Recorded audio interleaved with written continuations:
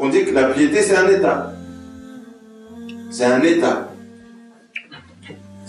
C'est pas une action, c'est un état.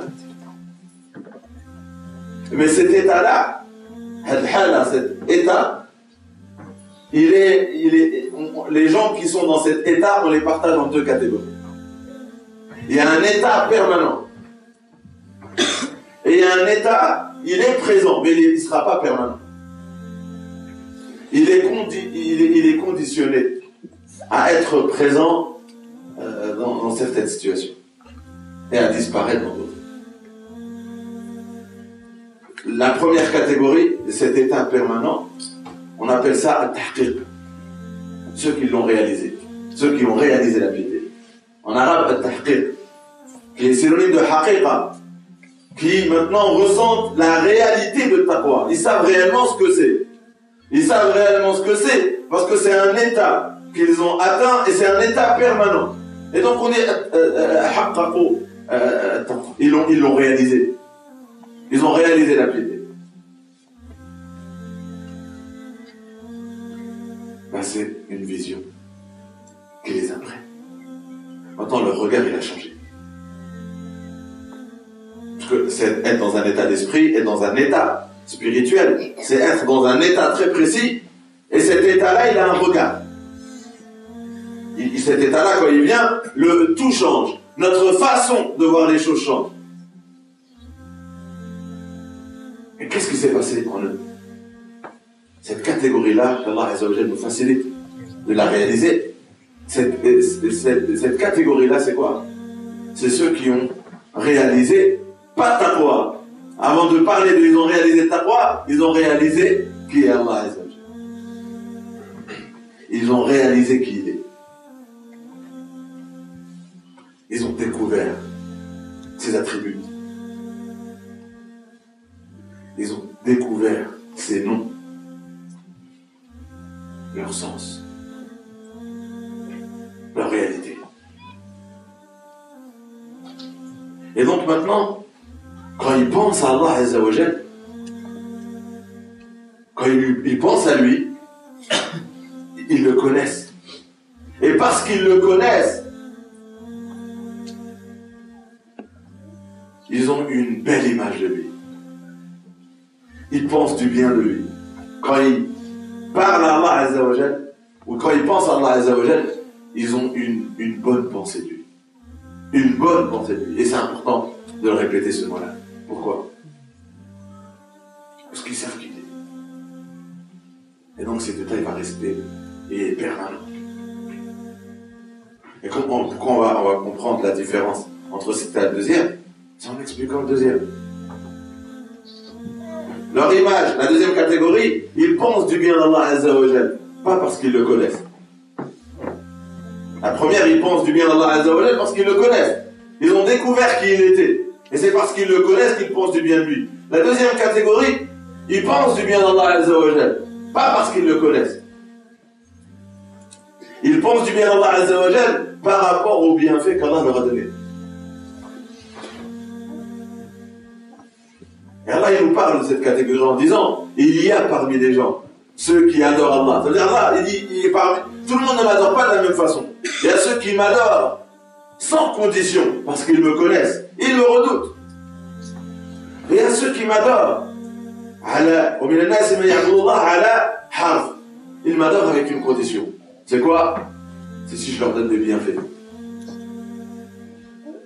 Si au niveau de son portefeuille tout va bien, son compte en banque tout va bien, au niveau de la santé tout va bien, au niveau de la famille tout va bien, au niveau des relations tout va bien, si tout va bien, moi j'ai une bonne image d'Allah Azza wa Jal. Moi je remercie Allah Azza wa Jal. Et il est en train de dire, moi j'aime bien Allah Azza wa Jal, moi je remercie Allah Azza wa Jal, moi j'aime Allah Azza wa Jal. Mais pourquoi il a une telle image d'Allah Azza wa Jal? Parce qu'il est reconnaissant envers ce qu'Allah lui donne. C'est aussi demandé, non? C'est bien. Mais cet état, il n'est pas permanent. Pourquoi? Parce qu'Allah, il dit, maintenant, si au lieu de te le donner, je vais te reprendre. Est-ce que tu vas penser du mal de moi? Tiens, je vais te reprendre la vie de quelqu'un qui est très proche de toi. Ça peut être un parent, ça peut être un enfant, ça peut être... Je vais reprendre la vie de quelqu'un qui t'est cher. Est-ce que lequel tu étais avant que je te prenne cette personne qui t'est chère, est-ce qu'il va être le même? Est-ce que ta relation avec moi va changer? Est-ce que l'image que tu as de moi va changer? Ou est-ce que tu vas m'en vouloir? Ou est-ce que tu vas être contre? Tout allait bien financièrement. Là, tout d'un coup, c'est la crise. Et tu es dans une situation très très difficile. Quand je vais te reprendre l'aisance que je t'avais accordée, quand je vais te la reprendre, est-ce que l'état dans lequel tu étais, est-ce qu'il va rester stable? Ou est-ce qu'en te prenant quelque chose, tout va bouger? Et ton image de moi va bouger. Et la ferveur dans ton adoration et dans ta relation avec moi, elle va changer. Allah il dit dans le Coran, il y a parmi des gens qui m'adorent, qui m'aiment, à une condition. C'est quoi? Si je lui donne des bienfaits, il dit voilà, moi j'aime bien Allah, il pense du bien de moi, etc. Et dès que je vais l'éprouver, fitna c'est un test. Et quand je vais le tester, en lui reprenant l'aisance, en lui reprenant un proche, en lui reprenant la santé, en le testant par une maladie, et le qilab, c'est-à-dire il va tourner. Il va tourner, il va me tourner le dos. Là, il me regardait tout d'un coup. Et le qilab, c'est quoi? C'est quelqu'un qui se tourne.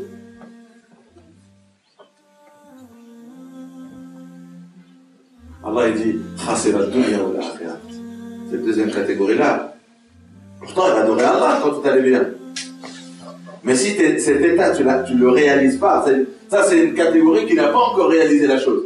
Allah il dit, celui qui ne réalise pas, ça ne devient pas un état permanent. Tout va bien quand je lui donne, et si je lui prends, tout va mal. Allah il dit, il est perdu dans ce bas-monde, dans l'au-delà. Il n'y a pas plus grande perdition. Il n'y a pas une perdition plus claire que cette catégorie-là. D'ailleurs, mais pourtant il adorait Allah. Non, il n'avait pas encore réalisé ce pourquoi j'ai donné toute cette adoration. Vous savez, voilà ce que produit le Ramadan. Si vous avez compris les deux catégories qu'on a citées, on a voulu montrer qu'il y en a, ils ont réalisé que cet état dans lequel ils devaient être, ils l'ont atteint parce qu'ils ont réalisé qui est Allah. Après cet état, il devient permanent. Ils savent qui est Allah. La deuxième catégorie, leur adoration, elle était conditionnée par rapport au bienfait. Prenez ces deux explications coraniques sur ce qu'est la piété et collez ça au Ramadan.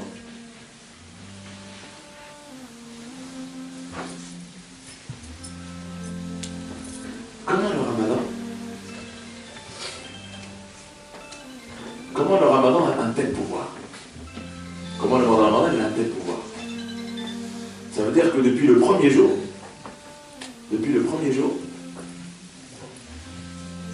il y a peut-être des choses qu'on avait l'habitude de faire qui étaient interdites par l'islam. Et maintenant, parce qu'on jeûne, on se les interdit. Des choses qu'en dehors du Ramadan, on faisait. Des choses qui en dehors du Ramadan on faisait. Et dès que le Ramadan il arrive, on ne fait plus ces choses. On s'interdit ces choses. Du jour au lendemain, on s'interdit ces choses. Et après, quand on regarde au fond de nous pourquoi on s'interdit ces choses, on dit parce qu'ils vont casser notre jeûne. Pourquoi je me prie? Pourquoi je m'interdis cette chose? On s'interdit des choses licites et des choses illicites. Et pour beaucoup, des choses illicites qu'on ne s'interdisait pas en dehors de Ramadan. Et on se les interdit pendant Ramadan. Et pourquoi? On dit, sinon ça va casser mon jeûne. Il y a des choses qu'il ne faut pas dire, il y a des choses qu'il ne faut pas entendre, il y a des choses qu'il ne faut pas regarder. Alors qu'en dehors de Ramadan, je me serais permis de les dire. Je me serais permis de les entendre. Je me serais permis de les regarder. Et pendant Ramadan, je me dis non, je ne peux pas le faire. Au fond de nous, c'est pas par rapport aux gens, au fond de nous. Non, je ne peux pas le faire. Sinon, ça va casser mon jeûne. On est très sérieux sur notre jeûne. On est très sérieux sur notre jeûne. Là, c'est sur un plan individuel. On dit non, je n'ai pas envie de casser mon jeûne. tu le fais pour le jeûne. Tu t'interdis ces choses pour le jeûne. C'est-à-dire, en dehors du Ramadan, pour Allah, tu ne te l'es pas interdit. En dehors du Ramadan, tu ne te l'es pas interdit pour Allah. Parce que en dehors du Ramadan, tu le fais. Donc pour Allah, tu ne te l'interdis pas. Mais pour le Ramadan, tu te l'interdis. Mais c'est quoi juste alors le Ramadan? Donc tu fais ça pour le Ramadan. Pour Allah, tu n'es pas capable de le faire. Mais pour le Ramadan, tu réussis. Ça fait 2-3 jours que tu réussis. Pour le Ramadan, tu pourras te casser mon gel. J'ai pas envie de casser mon gel. J'ai pas envie de casser mon gel. Tu as respecté le Ramadan.